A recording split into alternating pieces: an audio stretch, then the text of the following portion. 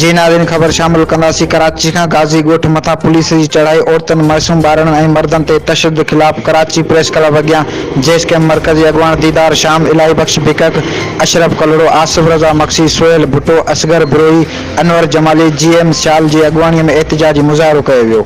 एहतिजाज दौरान मीडिया सां जेस कैम्प मर्कज़ी अॻवान दीदार शाम, इलाही बख्श भिकक, अशरफ कलोड़ो चयो त कराचीअ में धारियुनि खे आबाद करण लाइ बहिरिया टाउन समेत सवें गैर क़ानूनी हाउस स्कीमूं जोड़ियूं वयूं आहिनि, पर धरती जे वारसनि खे कराची मां बेदख़ल करण लाइ क़दीमी ॻोठ ढहाया वञनि था।